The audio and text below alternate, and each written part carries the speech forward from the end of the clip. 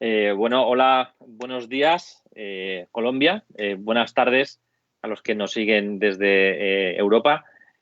Muchas gracias por estar con nosotros de nuevo hoy en la segunda parada de este viaje por la literatura nórdica que podemos realizar gracias a la Cámara del Libro de Colombia, a Siglo del Hombre, y soy Diego Moreno, soy el editor de Nórdica Libros.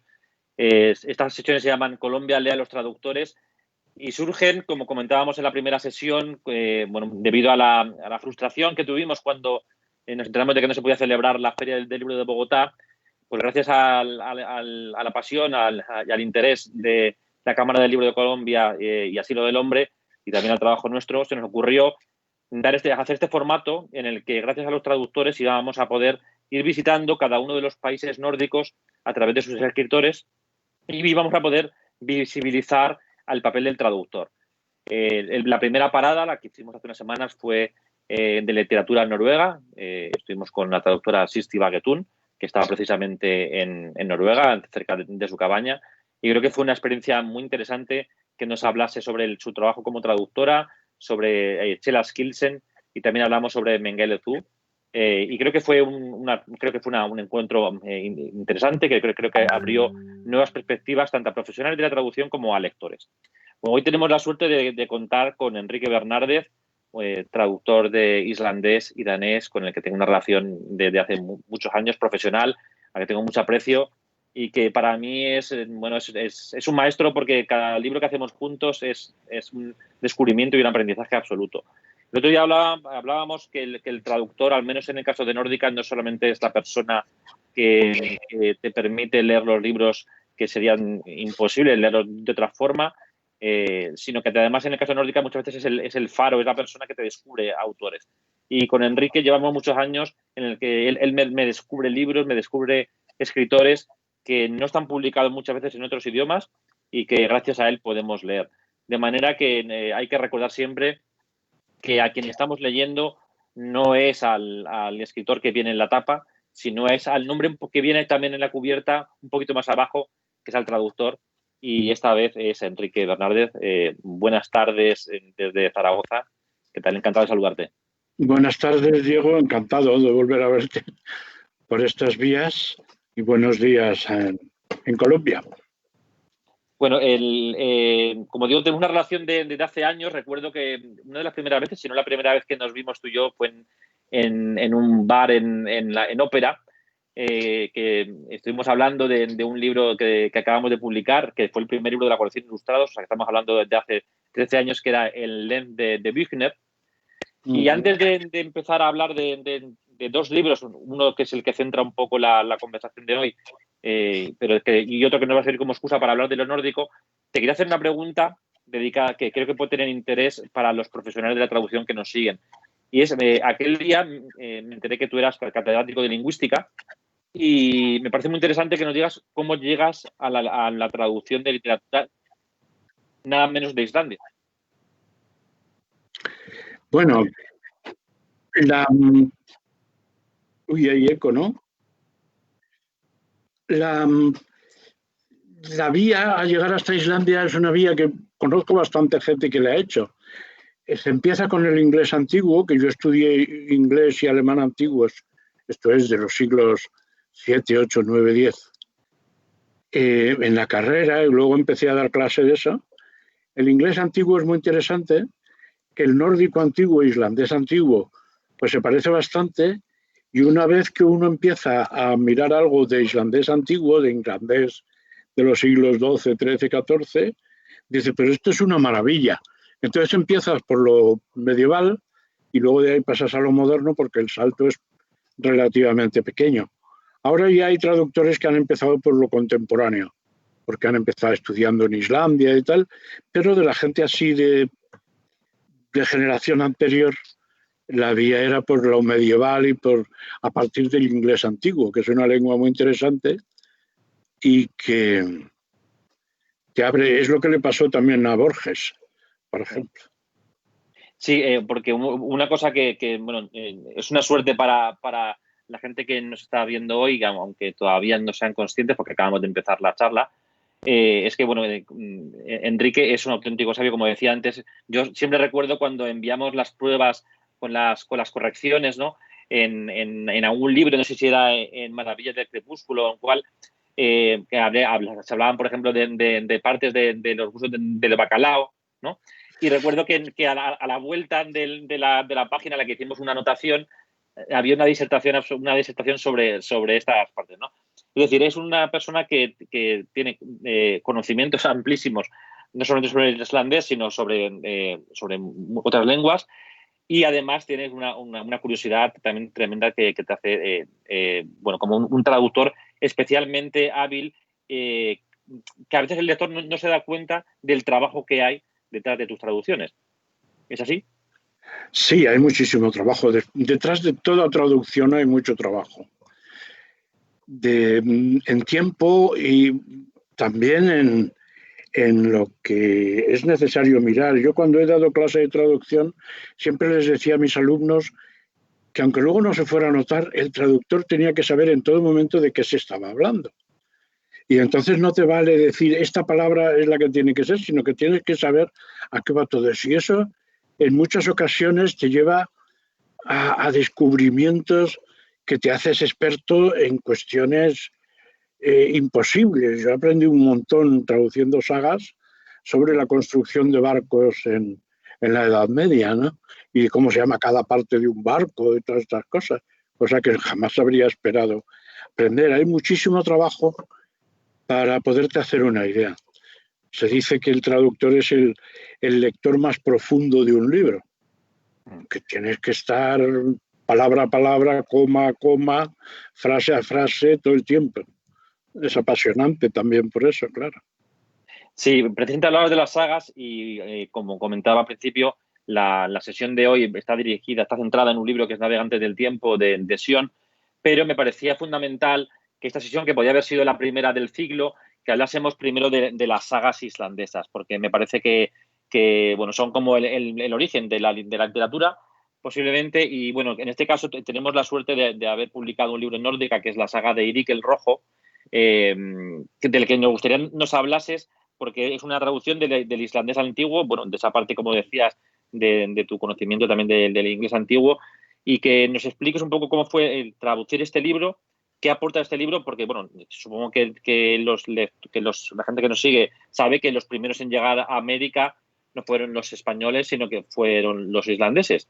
Entonces, un poco, bueno, el viaje, el barco, el recorrido por mar, que es algo que va unido a Islandia y yo creo que un poco a todas las culturas nórdicas, y creo que tiene mucho que ver también con su personalidad, sobre todo en el caso de los islandeses, ¿no? Creo que se refleja muy claramente en su literatura, y creo que es importante empezar por el comienzo, que son las sagas.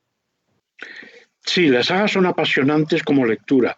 Tenemos que pensar que aunque son de los siglos, sobre todo 13 y 14, algunas del 15, pero los islandeses de hoy las pueden leer casi sin problemas, sin necesidad de estudiar el islandés antiguo. Están más cerca del islandés actual que Cervantes del castellano actual. Y entonces muchos escritores conscientemente siguen elementos de las sagas, otros lo hacen inconscientemente, pero se nota mucho. Entonces, y en Escandinavia, sobre todo en Suecia, en Dinamarca y en Noruega, también se nota la huella. Formas de narrar, formas de jugar con el tiempo, con el estilo directo y el estilo indirecto, de cambiar los tiempos en el relato como en el relato oral, todo un montón de cosas que han influido a muchísimos escritores. Con los islandeses, claro, si uno conoce bien las sagas, yo he leído un par de sagas, ¿no? O sea que sí, más o menos no me las he leído todas, eso ya es demasiado. Pero estoy leyendo un escritor contemporáneo y digo, vaya, este se ha leído mucha saga, porque se nota cómo está atendiendo a una serie de elementos. Claro, eso hace que traducir las sagas sea distinto que traducir pues, los poemas sobre Arturo y la tabla redonda y todas esas cosas que están muy lejos culturalmente, que están muy lejos también lingüísticamente del francés, del alemán y todas estas cosas. Entonces, es un mundo muy medieval, pero muy cercano. Como la mayoría tratan de Islandia, los sitios son identificables todavía. Yo una saga que, de las primeras que traduje era la saga de Egil, Skallagrimson, y la primera vez que estuve en Islandia, llevaba yo mi ejemplar, me fui al fiordo de Borg, que era donde sucede casi todo, y estaba viendo la descripción que hace cuando llegan los noruegos allí y por primera vez describen aquel fiordo. Y digo, sí, eso y eso y eso, y va identificando todo. Y de pronto ponía en el libro, y pasó por delante de ellos una bandada de aves marinas. Y en ese momento delante de mí pasó una bandada de aves marinas. Y no ves ningún elemento creado por el hombre, entonces te puedes acercar. Es una literatura medieval pero muy cercana. En vez de estar en verso, está en prosa, está narrado de manera que todo el mundo puede seguirlo. Y de hecho se crean muchos aficionados a la lectura no solo nórdica a través de las sagas. Porque una pregunta, Enrique, tú que eres aparte eres lingüista, el islandés es diferente al resto de las lenguas nórdicas, ¿no? Pues el finés y el islandés son los más distintos. Tanto el lenguaje como la construcción de estas historias, ¿no? de estos relatos, que al final supongo que sería una manera de transmisión de oral y de cultura, ¿por qué surgen en Islandia, en un sitio tan pequeño en el que habían llegado, como tú dices, los noruegos, y que da lugar a esta en un sitio tan hostil y que da lugar a esta rica tradición cultural? ¿Por qué surge así? Sí, bueno, hay que tener en cuenta que el finlandés no tiene nada que ver con las otras. Tiene que ver con el estonio, incluso con el húngaro, pero no con las demás. Pero el islandés de hoy, en la gramática y gran parte del vocabulario, es el mismo del siglo XIV. Entonces, es muy distinto porque tiene sus declinaciones, sus conjugaciones y todo eso que en las otras ha desaparecido.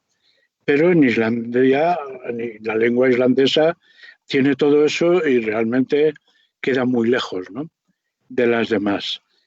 En cambio, las sagas no son muy diferentes de la manera de narrar, porque como es prosa, y prosa bastante sencilla, aunque no todos son elementos orales, hay muchos que son de islandeses que habían estudiado muchísimo literatura de la época, que sabían perfectamente latín, francés, inglés, alemán del norte, sí, estas cosas. Y en Islandia lo que pasa es que como la mayor parte del tiempo estaban completamente aislados y no tenían contacto con nadie, entonces ellos se crearon su propia historia.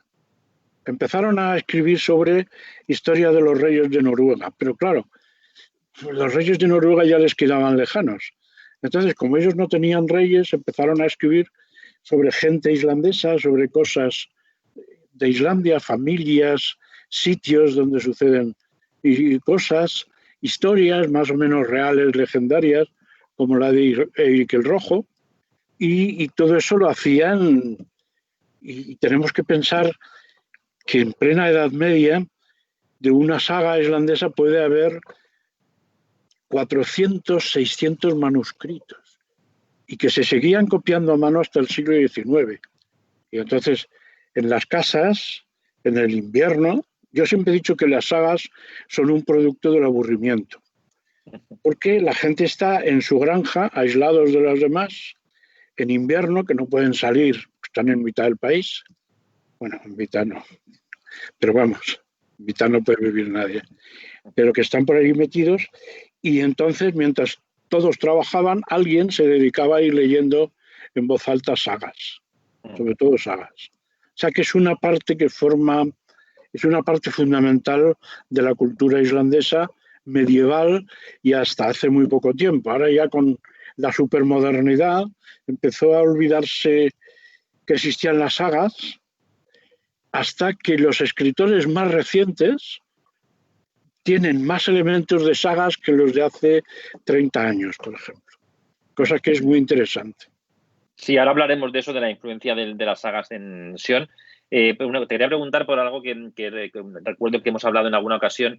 Islandia es un país muy pequeño, es un país muy pequeño con una cantidad de escritores importantes enorme y en el que todo el mundo lee.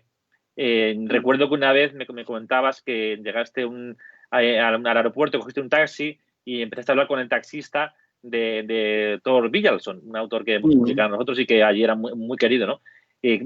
¿Cómo es esto? ¿Cómo es la sensación que para los que vivimos más al sur sabemos que montar en un taxi y hablar de fútbol o de política es algo habitual, ¿no? Pero hablar de literatura y de alta literatura es algo realmente excepcional. Sí. ¿Cómo se vive esto en Islandia? Pues de una manera muy normal, porque allí, preguntándome el taxista que qué iba a hacer y tal, le dije que había que ir a cenar en un sitio muy famoso llamado Night con Thor Williamson, y me dice, pues dígale que en su novela tal, el final no me acaba de convencer, que por qué no lo hace otra vez. Cuando se lo conté a Thor, pues le llamó mucho la atención y después escribió una novela sobre un taxista. Una afición es literaria. Es parte de la vida cotidiana. Cuando se acercan las Navidades, que eso quiere decir que a partir del mes que viene, entonces empieza la campaña de Navidad de lecturas. Y uno entra en una librería y ve por el suelo montones de libros, o sea, un libro, pues a lo mejor es más de 1 metro de ejemplares. Y la gente va, coge un montón de ahí, coge otro del otro lado y se va de las tiendas con un montón.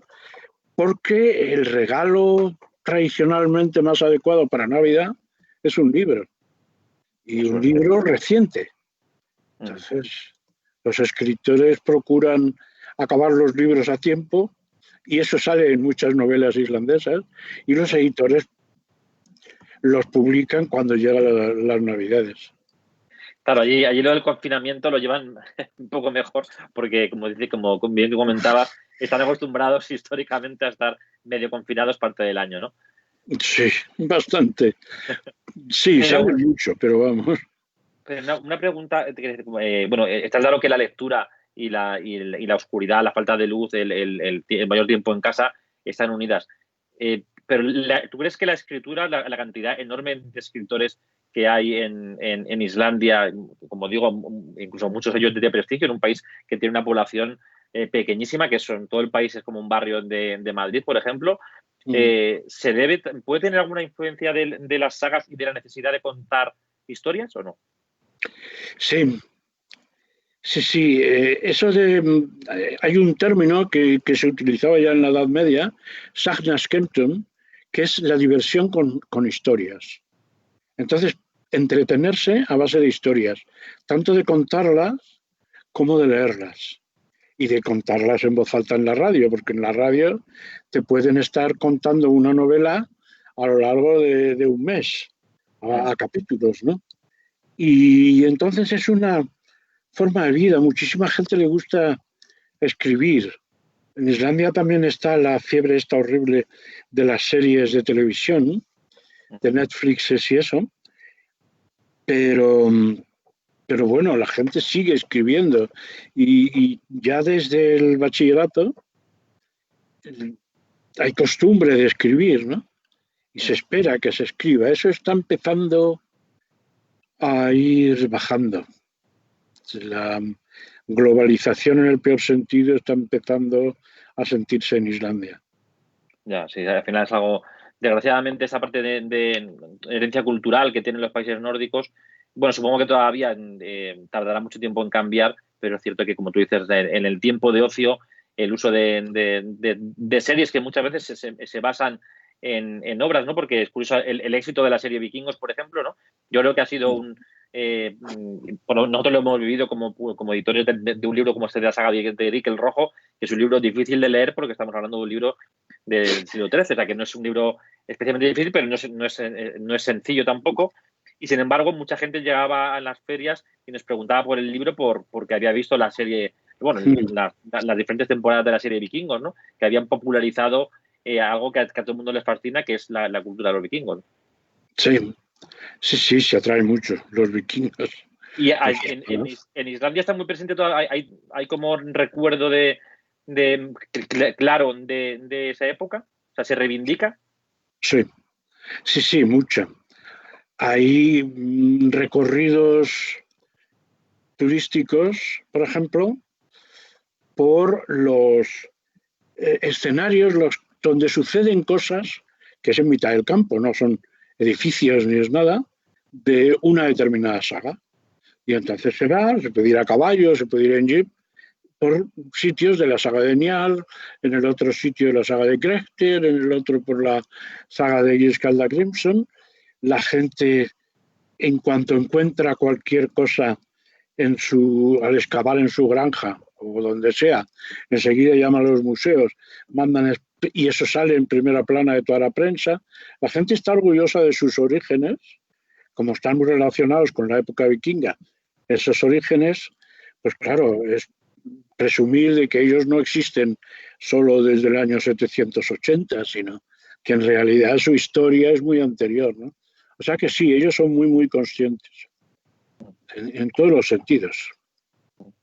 Bueno, pues seguimos este viaje porque el viaje y Islandia, ¿no? Están como unidos de manera indisoluble, ¿no? Es un país que lo pueblan gente de Noruega y que han seguido viajando. Viajaron, como decimos, a Groenlandia, viajaron a América, incluso en la propia crisis del 2008, parte de la crisis en Inglaterra, también en Islandia, tenía que ver con un afán que hubo por la parte de la gente joven de tener acciones en bancos. O sea, que esa parte como de la conquista sigue presente en el espíritu y el viaje en el espíritu islandés, ¿no? Sí, a esa gente se le llama todavía vikingos de las finanzas. Es un nombre buenísimo.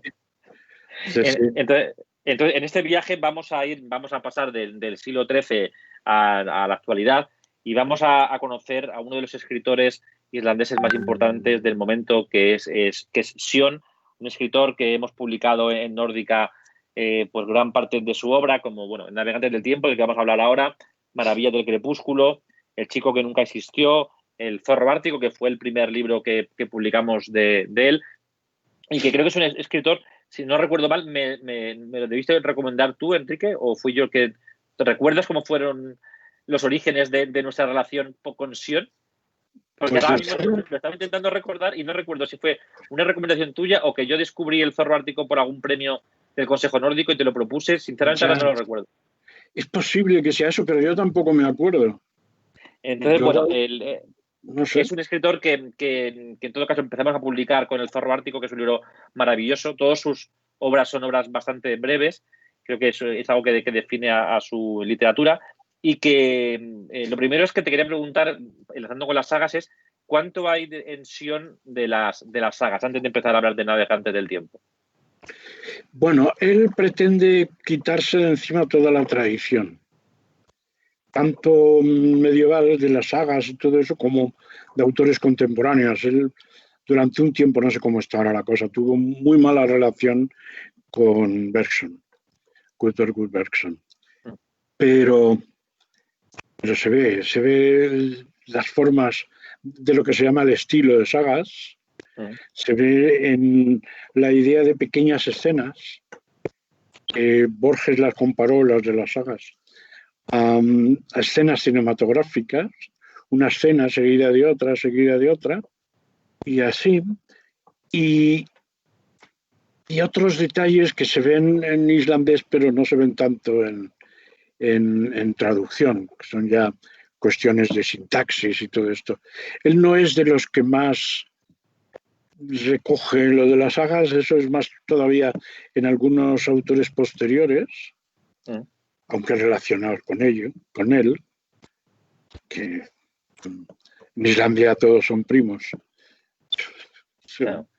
Es un problema, tienen un problema. Han inventado una aplicación de móvil muy interesante, se meten los datos de las personas que quieren ligar y entonces la aplicación les dice si son compatibles o son parientes demasiado cercanos.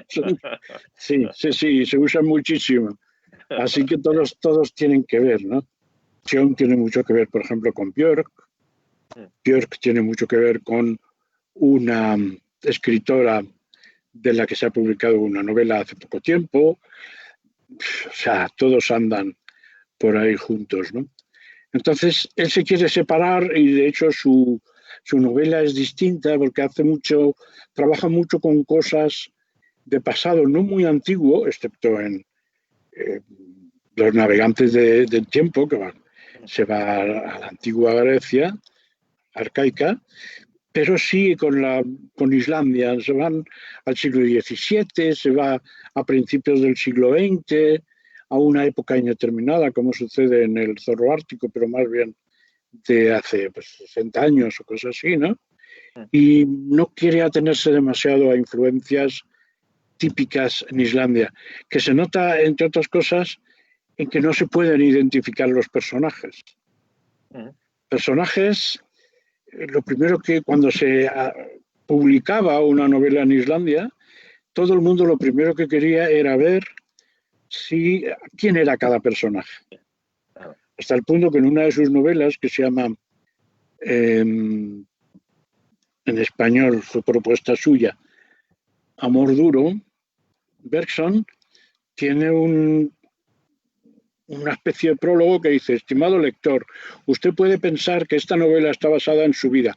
Efectivamente, he seguido exactamente lo que le pasó a usted. Claro, en absurdo, ¿no? Llevado al absurdo. Pero eso lo evita perfectamente Sion. No está atado a una Islandia real actual. O sea que eso es muy único.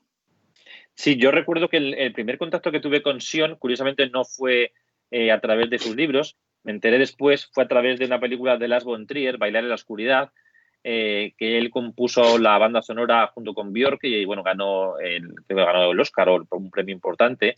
Y bueno, me fascinó. Luego me enteré también que había sido guitarrista en Sugar Cubes. Y luego empezamos a conocer y a tener una relación personal. Es uno de los escritores nórdicos con los que he tenido relación personal. De hecho, estuvo en Madrid, que presentamos su último libro, El chico que nunca asistió en Madrid, y pues es un personaje fascinante que aparte de la calidad de sus libros merece la pena descubrir por la variedad de temas que trata. Entonces, bueno, Navegantes del tiempo, que es el libro del que vamos a hablar ahora un ratito, es un libro especialmente curioso porque, como decía Enrique, nos lleva a la mitología, pero no a la mitología nórdica. De hecho, una de las cosas, tenemos aquí un libro de mitos nórdicos en el que Enrique, bueno, fue un poco como nuestro asesor en algunas cuestiones. Es curioso que un escritor islandés con la rica mitología nórdica que tiene acabe recurriendo, ambientando un libro en la historia de los argonautas, ¿no? de Jasón y el viaje en el Argo. Es un libro en el que además, ahora hablaremos, a mí hay una cosa que me parece divertidísima y es que el protagonista, Valdimar Haraldsson, escribe de manera un poco pedante libros sobre en el que basa la superioridad de lo nórdico en el consumo de pescado. Sí. Entonces, ¿por qué crees que Sion se va al mundo clásico griego y no a la mitología nórdica, Enrique? Bueno, háblanos un poco, si no te importa, del libro. En el libro también va a la mitología nórdica, porque al hablar de Medea la relaciona con Gudrun, que es un personaje de la mitología nórdica y que tienen muchas cosas parecidas y las confunde, de manera que no sabes dónde está, ¿no? Pero yo creo que se va allí precisamente para no estar en la Islandia que todo el mundo espera que un escritor islandés describa, critique, comente y demás. Ni siquiera no van por Islandia en ningún momento. Están por allí, por la costa de Noruega y todos estos sitios. Y él va a, claro, uno de los mitos literarios fundamentales, que es lo de los argonautas. ¿Cómo sucede? ¿Qué pasaría si esto de los argonautas sucediera ahora? ¿Y a través de qué? A través de una astilla. O sea, y cómo el mito, del mito antiguo, también lo actual, y esa historia que está contando, todo procede de historias. Y entonces el palito que va contando una historia, se la cuenta a una persona que a su vez la cuenta a los otros. O sea, que es una idea preciosa para mí, de que todo el mito y toda la creación cultural es una cuestión de historias. Claro, eso es lo que, como hablamos antes del vínculo con las sagas, ¿no? Les decían decenio, como al final va contando todas las noches sus historias porque el libro no transcurre en el pasado, sino que nos lleva al pasado a través, en un viaje en barco, como en los años 50 o 60, en el que un personaje que es Ceneo, que va contando él sus historias del viaje de los argonautas, ¿no? Entonces, es curioso cómo al final en las historias son las sagas, ¿no? Sí. No sé cómo es, pero creo que es en sueco, historias son sagor, ¿no? O algo así, ¿puede ser? Sí, sagor, sí, en sueco. Entonces, digamos que como que la historia, las sagas, al final sí que, aunque no sea un vínculo con las sagas tan claro como puedas ver en otros escritores, esa parte que es algo, yo creo que diferencia claramente la literatura nórdica en general, islandesa en particular, del resto de las literaturas que conocemos, ¿no? Esa vuelta continua a contar historias. Sí, está eso, y además si queremos ponernos en plan de expertos en la materia, resulta que en las sagas, aunque tienen un elemento de narración oral, tienen mucho elemento tomado de otras literaturas europeas del momento o anteriores, y que además, pues la idea que tenemos de la mitología nórdica, contada por los conocía muy bien la mitología grecorromana, y hay momentos que no sabemos si lo que nos está contando es algo nórdico, germánico o grecorromano. Y eso lo coge ahí, pero claro, es el estar contando historias todo el tiempo, y que llega un momento que no sabe si la historia es la de largo, la de se va, en todos los libros de Sion, ¿no? O sea que es muy interesante ahí, efectivamente, ¿no? La vida son historias. Eso sí, es lo esencial. Sí, de hecho, Sion estuvo en Colombia, creo recordar, y bueno, es un escritor que curiosamente, con la diversidad de temas que trata y que como toda la literatura, muchos de los temas son universales, ha tenido una acogida especialmente buena en Estados Unidos, donde algunos de los críticos más influyentes lo han valorado de una manera muy relevante, ¿no?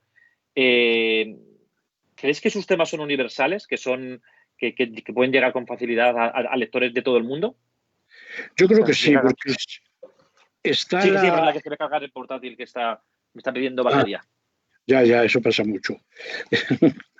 Está la parte de la anécdota, digamos, que puede ser muy islandesa, como el chico que nunca existió, una cuestión de Islandia justo después de la Primera Guerra Mundial y estas cosas, bueno, en torno a la Primera Guerra Mundial, pero está que el tema enseguida ves que va más allá. En el chico que nunca existió, el tema es lo de siempre, la búsqueda de uno mismo y el identificarse uno mismo que eres, ¿no?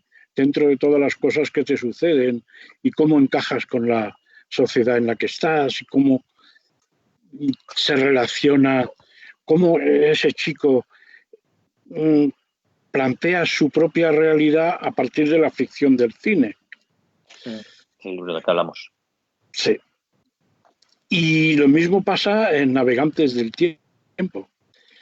Allí estamos con cuál es la realidad de los mitos más antiguos que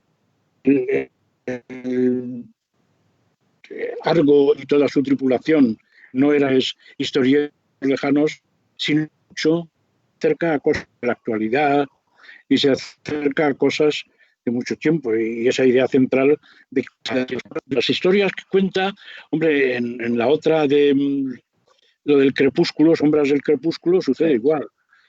Allí hay una historia con otra mitología en una Islandia que se ha hecho protestante, unido a la mitología protestante alocada del rey de Dinamarca, que se empeña en matar a los pescadores vascos simplemente porque son extranjeros, con lo cual nos lleva a un problema de xenofobia que en Islandia y en el resto de Escandinavia hasta hace 2 días era tremendo, y en Islandia todavía existe con mucha fuerza.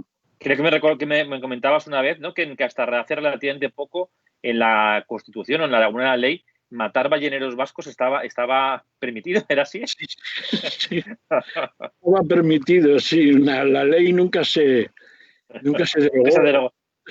Si va un vasco por allí y dice, yo era ballenero, pues lo pueden matar. Claro, hoy día un islandés matando a alguien es poco frecuente. Sí, alguna vez ha pasado. Aunque tenga también mucha novela negra, claro. Sí, pero es una novela negra un poco realista, ¿no? Porque de vez en cuando hay un crimen. El año pasado hubo un chico con síndrome de abstinencia que iba por los distintos pisos de su bloque llamando al timbre y diciéndole a la gente, ¡gana dinero, gana dinero! Todos le daban algo, uno no le dio dinero, lo mató y llegó la policía y preguntó, ¿tienen ustedes idea de quién puede ser? Sí, el del quinto B. Y fueron y lo detuvieron. O sea, las investigaciones... No da lugar a mucha novela, ¿no? No da lugar a nada, pero lo que da lugar es a estarse hablando sobre eso un montón de tiempo otra vez. La afición islandesa a las historias. Una pregunta, Enrique, hablamos otro día con Sisti, claro, como ahora hablando desde el punto de vista de la traducción, ¿no? Cuando te enfrentas a un libro de este tipo, tener al escritor relativamente cerca a mano puede ser útil. ¿En alguno de los libros llegaste a consultar a Sion alguna de las dudas que podías tener? No, a Sion no. Consulté alguna vez a Bergson en algunas traducciones, pero a Sion creo recordar que no. Claro, ¿Cómo? es que yo vengo, cuando un traductor empieza con escritores contemporáneos, tiene eso como una vía fácil de solucionar los problemas. Como yo empecé con literatura medieval, ahí era un poco difícil acudir al autor desconocido de una saga para preguntarle algo. Entonces tienes que conseguir encontrar tú la solución a los problemas. Y entonces yo solamente recurro al autor o a veces a algún conocido islandés y cosas de estas, cuando ya no hay manera de solucionar un problema, ¿no? Aunque no, o sea, el trabajo de investigación lo haces tú por tu cuenta y lo intentas resolver tú como, bueno, también tu parte de investigador, de científico, de catedrático, también supongo que también te facilita ese trabajo, como que te gusta ir a la fuente, ¿no? Y si tienes duda con una palabra, vas al origen, ¿no? Y indagas. Sí, sí, claro. Y, por ejemplo, en El chico que nunca existió, utilicé varias hemerotecas, digamos, de periódicos islandeses de la época para ir comprobando hasta qué punto, por ejemplo, en los cines de Reykjavik se ponían, en ese momento en que sucede la acción, las películas que la novela dice. Y todo eso encontré las carteleras de los dos cines que había, el viejo y el nuevo se llaman y todo esto. Entonces, ¿no? Una cosa que no hemos comentado, bueno, lo hemos comentado muy brevemente al principio, es que no solamente traduces del islandés, también traduces del danés. De hecho, posiblemente en Colombia, como en España, gran parte de los cuentos de Andersen que leemos los has traducido tú. ¿Cómo llegas al danés? Porque ya más o menos hemos visto tu camino, ¿no? del inglés antiguo al islandés. ¿El danés es posterior, la traducción del danés? Sí, es posterior, después de lo medieval. Pero lo que pasa es que la bibliografía para lo islandés medieval está en islandés, en inglés, en alemán, algo en francés, mucho en danés, bastante en sueco, mucho en noruego. Entonces no tienes más remedio que meterte por ahí. Y viniendo desde el islandés, el danés es como un juego de niños, ¿no? Entonces, hay veces que me río un poco. De lo sencillo que es, ¿no? Sí, vamos, luego no es tan sencillo, porque el vocabulario danés ha pasado por un montón de siglos de préstamos y de cambios que no ha sucedido en el caso del islandés. Pero vamos, sí que hay mucho de eso. De hecho, no sé si la gente que nos está siguiendo hoy sabe que, bueno, que Islandia fue una colonia danesa durante mucho tiempo, ¿no? ¿Hasta cuándo fue parte de Dinamarca? ¿Recuerdas, Enrique? Sí, sí. Bueno, hasta 1340 y tantos fue independiente, entonces pasó a depender del rey de Noruega, luego Noruega pasó a depender de Dinamarca y como represalia porque Dinamarca estuvo del lado de Napoleón, se quitó Noruega a Dinamarca y se le dio a Suecia. Y Noruega luego se independizó en 1905. Islandia sigue siendo parte, no del reino de Dinamarca, pero sí dependía del rey de Dinamarca. En 1918 se hace autónoma, bastante autónoma con su propio parlamento, y en 1944 se independiza del todo con un referéndum, la creación de un gobierno especial y todas estas cosas. O sea que hasta 1944, desde 1240, o sea, 7 siglos, Islandia dependió de Noruega y luego de Dinamarca. ¿Y cómo es la relación? Tú que llegas de la lengua de la colonia a la lengua de la metrópoli, ¿cómo es la relación? Porque recuerdo en una película de Lars von Trier, en El jefe de todo esto, creo que era, que hablaban de la relación, había un momento se habla de la relación conflictiva que hay entre Islandia y Dinamarca, ¿no? Porque como la sesión de Dinamarca es más adelante, bueno, es interesante saber cómo se vive desde tu alma islandesa este conflicto con la metrópoli. Sí, bueno, hay una cosa que une a suecos, a daneses, islandeses y noruegos, que es estar en contra de Suecia. Eso, claro. Suecia, que son los tal. Pero bueno, hay un dicho islandés que dice, si estás en Dinamarca y quieres ver las montañas, tienes que mirar a los pies. Eso es bastante. Lo que dicen es que en Dinamarca esos son paletos, no saben qué hacer. Es una respuesta a que los islandeses en Dinamarca eran también objeto de burla y desde la Edad Media. Objeto de burla, era gente de segunda clase y cosas de esas, aunque algunos personajes daneses muy importantes del siglo XIX y anteriores eran islandeses, pero se consideraban daneses. Pero sí, ahí es esa relación de buena amistad, se llevan muy bien, pero se burlan, sobre todo los islandeses de los daneses. Y porque como hablamos nosotros también con Sisti, claro, estos países nórdicos que ahora son el paradigma de la riqueza y tienen los valores más altos en bienestar, en índice de lectura, en bibliotecas por habitante, en todo, han sido países pobres hasta hace relativamente poco tiempo. En el caso de Islandia también, ¿no? Era un país pobre hasta hace relativamente poco tiempo, ¿no? Sí, Dinamarca es el que menos se empobreció de todos, incluso Suecia, que llegó a tener un imperio, se empobreció muchísimo, Dinamarca menos. Islandia era un país pobrísimo. Durante varios siglos, toda la relación con el mundo exterior era un barco danés al año, que llevaba los suministros para todo el año, para toda la población. Entonces había un problema, por ejemplo, hubo una erupción en el siglo XVIII y murió un tercio de la población islandesa, que en esa época quería decir que de 100.000 habitantes murieron 30.000, murieron de hambre. Porque, claro, no hubo cosechas, los animales se murieron y la gente no tenía que comer. O sea, que era un país pobrísimo en realidad hasta después de la Segunda Guerra Mundial, que empieza a subir. Que no olvidemos que no sé si esto se refleja en la literatura, supongo que sí, es el clima tremendamente hostil, ¿no?, que tiene Islandia. No sé si me comentabas tú que no había hormigas allí, ¿es cierto?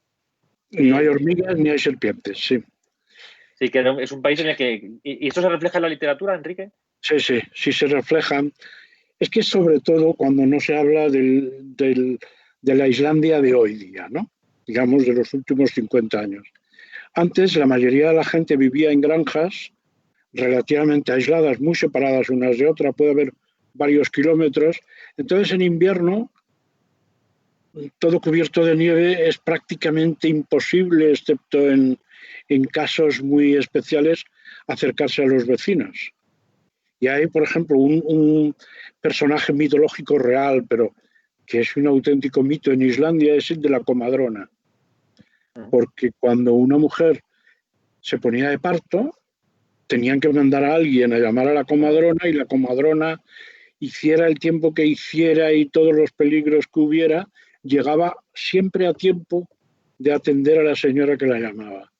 Entonces es un personaje mágico, ¿no? Hay que ver que esta mujer, qué maravillas de personas que quieren ayudar a los demás.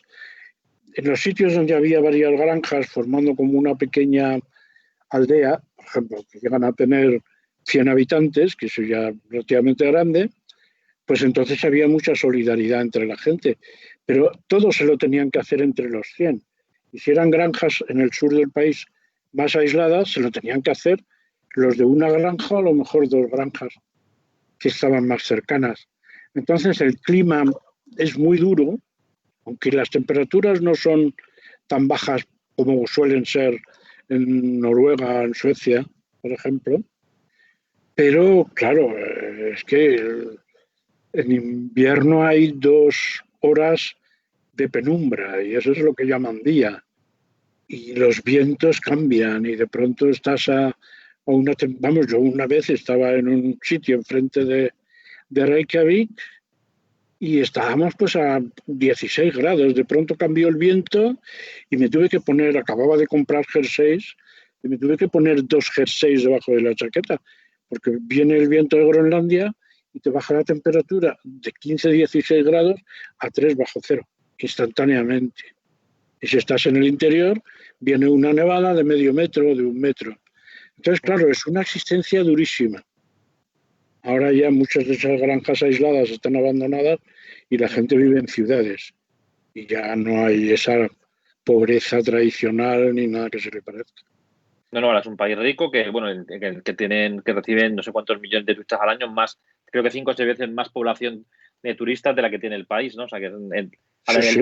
el boom del turismo ha acabado posiblemente con el propio país. Sí, bueno, ahora está la cosa muy en horas bajas, pero no solo había más turistas que islandeses, había más turistas que ovejas. Ya era significativo. Ahora ha bajado este año, ¿no? Mucho.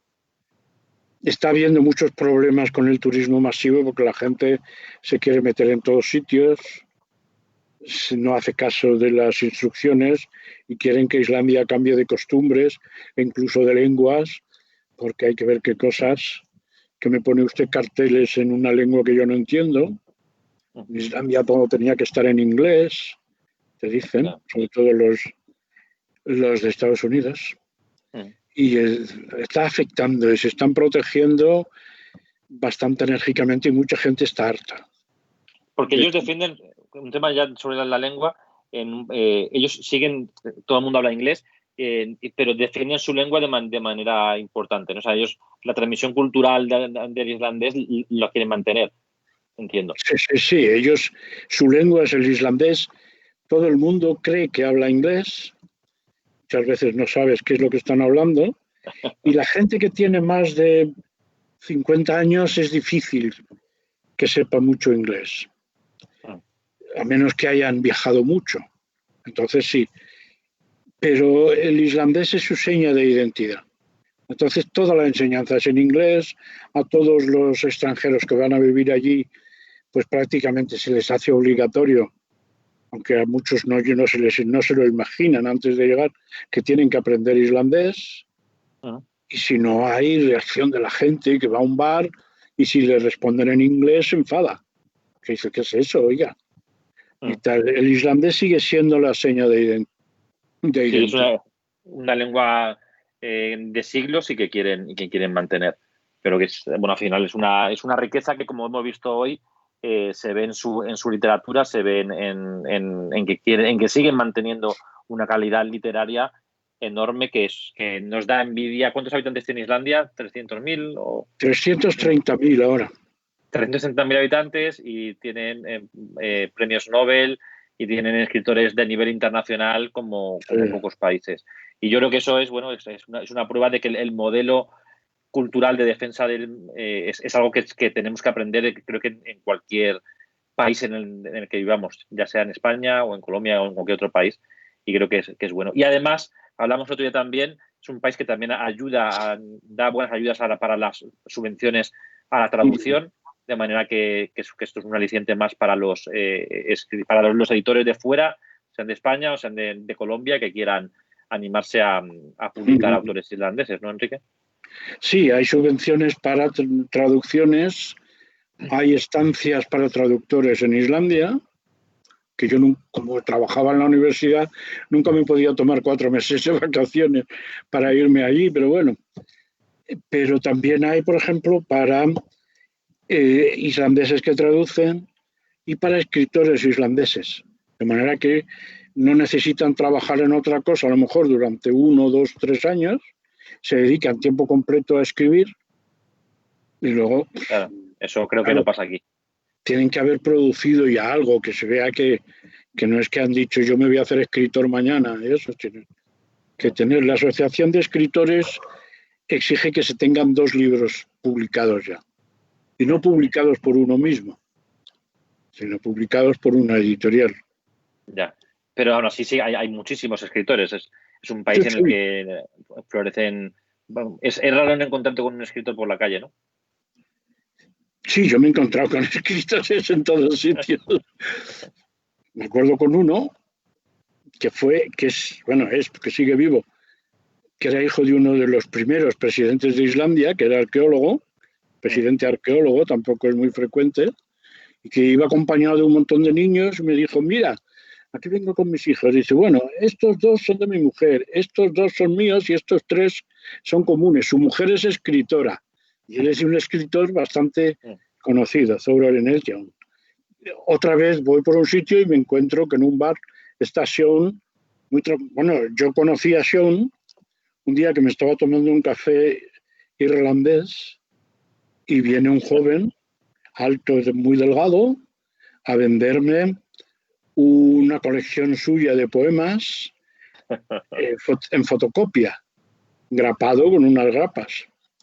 Me la vendía demasiado caro y no pude, pero estuvimos charlando un rato. O sea, están en todos sitios, lo raro es que no estén. Que forman parte de la vida cultural y los traductores también. O sea, un libro extranjero y se traduce muchísimo, necesariamente tiene un traductor. Ese traductor está a todas horas por ahí también. No, es una suerte. Tiene que ver también, y bueno, estamos como mezclando la parte de literatura con parte social, que bueno, que me parece interesante, sobre todo para quien no tenga la suerte de conocer Islandia, que es un país fascinante. Creo que fue John Carlin, este periodista que escribe también de fútbol, ¿no? Que estaba sorprendido porque una vez fue a Islandia y tenía que hacer una entrevista o hablar con la primera ministra o con el primer ministro, no recuerdo, y llegó a la casa y no había seguridad y llamó a la puerta y la abrió el primer ministro, creo que era. Y se sorprendió porque era como ir a una casa más, ¿no? Y bueno, es sorprendente, ¿no? Esta cercanía que tienen con la gente, con sus políticos, que es algo tan ajeno para nosotros. Sí, en la presidencia del gobierno, que está en pleno centro y que fue la cárcel en tiempos daneses, no se ve ninguna clase de seguridad. Lo único que hay es un cartel que dice aparcamiento reservado primer ministro. Pero si vas a la casa del presidente, está a desmano, era donde vivía el gobernador danés, en una península enfrente de Reykjavik, tampoco ves a nadie.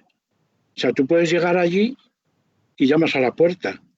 Yo no he hecho eso nunca, siempre he ido con invitación y con más gente, ¿no? Pero vas y entras y allí está, claro, hay seguridad. Esto es, no te ven, tú no ves a nadie, pero están por ahí que saben que estás, ¿no? Pero sí, es que en Islandia separar la sociedad de la literatura es imposible. Están totalmente unidas las dos.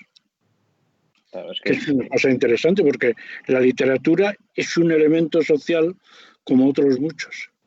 De primer orden y que vincula y que genera relaciones sociales, ¿no? Pero nos quedan 5 minutos. Animo a la gente que nos está escuchando que hagan, si quieren hacer preguntas, es el momento. porque como pueden ver, con Enrique nos podemos tirar aquí tiempo hablando de temas diversos que nos atraen de la cultura islandesa. Pues si quieren hacer alguna pregunta, disparen en ese momento. Nos comentabas, Enrique, al principio que tienes también una parte de vínculo ahí familiar con Colombia. Sí, mi hijo está casado con una colombiana. Y como aquí, bueno, en Madrid viven su mamá y sus 2 hermanos, pues claro, de vez en cuando se forma el núcleo colombiano con algún amigo, algún primo y tal, porque hay muchísimos colombianos en Madrid. Y entonces, como he estado además, parece que 3 veces en Colombia, pues se siente uno muy en casa en estas cosas. Sí. Bueno, no del todo, porque no hay quien respire en Bogotá. Ya, se nota. Qué horror. Podían haber puesto un poco más bajo. Sí, para los que... Bueno, y todavía en Madrid estamos un poquito alto. Imagínate para la gente que vive en la costa, ¿no? Que van allí. Sí. Para un islandés, para Sion, cuando estuvo allí, debió ser duro. Sí, bueno, sí. Pero bueno, yo creo que es una relación interesante. Pues estamos terminando. Vamos a ver si pregunta alguien, y si no, te iría agradeciendo ya, Enrique, de nuevo que hayas estado con nosotros hoy. Ha sido un placer verte otra vez. Espero que a la gente que ha participado, nos ha escuchado en esta hora sobre literatura islandesa, sobre sagas, sobre Sion, que bueno, los libros están en las librerías. Os animamos a ir a comprarla a las librerías en Colombia específicamente. Si estáis allí, este libro lo podéis encontrar. Lo distribuye Siglo del Hombre. Y si están en otra ciudad de otra parte del mundo, pues igualmente visitemos la librería, son el oxígeno del sector, y sigamos reivindicando el trabajo de los traductores, que tienen que estar aquí en la cubierta, que es su sitio, y hay que reivindicar, darle visibilidad, porque al final, como decía al principio, lo que estamos leyendo es a Enrique Bernárdez, y no específicamente a Sion. Bueno, muchas gracias, Enrique. Gracias Ha sido un a ti. placer. Diego, perdón, te interrumpo un momento. Sí. Nos acabó de llegar una pregunta, Sí. pero mientras la copiaba y la pegaba, entonces me demoraba más y pues decidí decírtela aquí ahora mismo. Sí. Nos pregunta Ivana Castaño, ¿qué formas como sintaxis, semántica, etcétera, del islandés no encuentras en el español? Bueno, la sintaxis islandesa no es demasiado complicada, demasiado distinta. Hay una tendencia narrativa que viene desde las sagas y que se sigue usando a poner el verbo en primera posición, que en español resulta muy forzado. Entonces empieza a hablar de algo y pues Pepe se fue a pasear por el centro y luego estamos siempre con el verbo en primera posición. Eso es muy típico. Las otras construcciones no tienen nada que ver con la construcción del inglés, no se parece nada en la sintaxis, bueno, casi nada. O sea que eso no es especialmente difícil. Hay detalles y matices, pero no es una lengua radicalmente diferente. Se parece más al español que, por ejemplo, al inglés en la sintaxis. Y en muchas cosas de morfología, tienen subjuntivo, tienen el tú y el usted, aunque los irlandeses nunca utilizan el usted, excepto en casos muy especiales. Tienen formas verbales como las nuestras con se. Se encontró, se marchó, que eso lo decimos en España sobre todo, se marchó, se encontró algo, ese tipo de cosas son muy iguales al español. Bueno, pues gracias por la pregunta, y con esta reflexión lingüística damos por terminada esta sesión de Colombia lee a los traductores. Como decía antes, muchas gracias, Enrique, por acompañarnos. Gracias a la Cámara del Libro de Colombia, gracias al Siglo del Hombre por hacerlo posible. y os esperamos en la siguiente sesión, que será dentro de unas semanas. Un placer estar con todos ustedes. Muchas gracias.